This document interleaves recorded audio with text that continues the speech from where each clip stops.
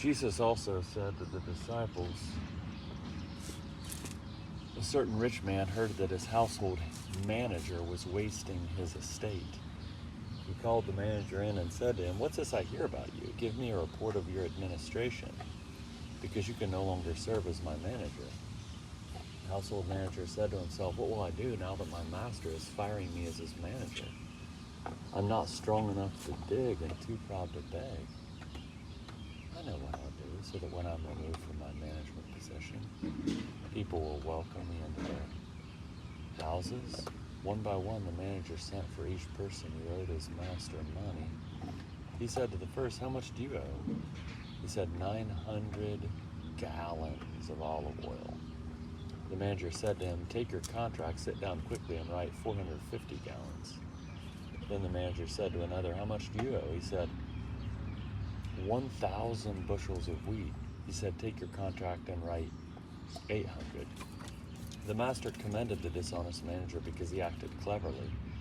People who belong to this world are more clever in dealing with their peers than are people who belong to the light. I tell you, use worldly wealth to make friends for yourselves, so that when it is gone, you'll be welcomed into the eternal homes. Whoever is faithful with little is also faithful with much, and the one who is dishonest with little is also dishonest with much. If you haven't been faithful with worldly wealth, who will trust you with true riches? If you haven't been faithful with someone else's property, who will give you your own? No household servant can serve two masters. Either he will hate the one and love the other, or he will be devoted to the one and have contempt for the other. You cannot serve God and wealth. The Pharisees, who were money lovers, heard all this and sneered at Jesus. He said to them, "You are the ones who justify yourselves before people, but God knows your hearts. What is highly valued by people is deeply offensive to God."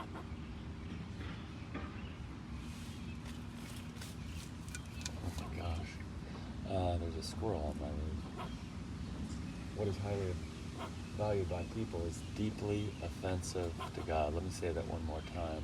What is highly valued by people is deeply offensive to God. Until John, there was only the law and the prophets. Since then, the good news of God's kingdom is being preached, and everyone is urged to enter it.